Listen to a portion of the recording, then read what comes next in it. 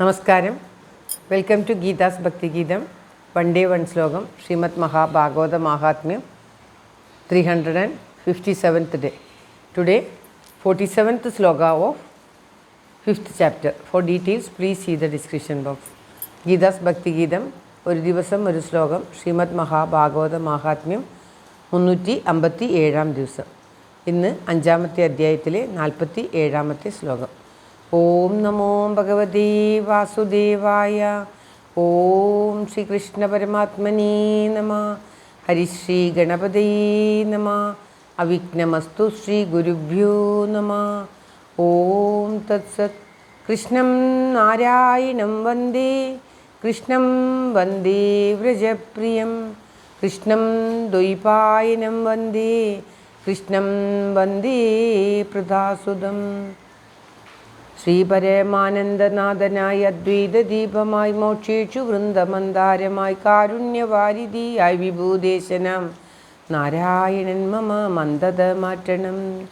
ഓം തത്സത്. ശ്രീമദ് മഹാഭാഗവത മാഹാത്മ്യം 5ാമത്തെ അധ്യായത്തിലെ 47ാമത്തെ ശ്ലോകം. വാദരൂപീ സ്ഥിതിം കർത്തും അശക്തോ വംശമാവിശത്. വൈഷ്ണവം ബ്രാഹ്മണം മുഖ്യം ശ്രോതാരം പരികൽപ്യസ. വാദരൂപീം സ്ഥിതിം കർത്തും അശക്തോ വംശമാവിശത്. വൈഷ്ണവം ബ്രാഹ്മണം മുഖ്യം ശ്രോതാരം പരികൽപ്യസ. ഓം തത്സത്. ആ കാറ്റിൻ്റെ സ്വരൂപത്തോടു കൂടിയ ആ പ്രേതം ചഞ്ചലമായ നിലയിൽ ശ്രീമദ് മഹാഭാഗവതം കേൾക്കാൻ സാധിക്കുകയില്ല എന്നുള്ളതുകൊണ്ട് ആ കഥാശ്രവണത്തിനായിട്ട് ഒരു മുളയുടെ മൂലത്തിൽ സ്ഥിരമായ ആസനത്തെ ആശ്രയിച്ചിരുന്നു എന്നാണ് പറയുന്നത്. അതുകൊണ്ട് കഥാശ്രവണത്തിന് ഒരു സ്ഥിരമായ ആസനം, അതായത് ചഞ്ചലമല്ലാത്ത സുഖകരമല്ലാത്ത ആസനത്തിൽ ഇരുന്നു കൊണ്ട് നമുക്ക് കഥാശ്രവണം സാധിക്കുകയില്ല. ഒരു നല്ല ആസനം, നല്ലൊരു ഇരിപ്പിടത്തെപ്പറ്റി നമുക്ക് ബുദ്ധിമുട്ടുണ്ടാകാത്ത വിധത്തിലുള്ള ഒരു ഇരിപ്പിടത്തിൽ ഇരുന്നു കൊണ്ട് വേണം ഭാഗവത കഥാശ്രവണം കേൾക്കാൻ. എങ്കിലേ അത് ശ്രദ്ധയോടുകൂടി കേൾക്കാനും മനനം ചെയ്യുവാനും സാധിക്കുകയുള്ളൂ എന്നാണ് ഈ ശ്ലോകത്തിൽ നിന്നും നമുക്ക് മനസ്സിലാവുന്നത്.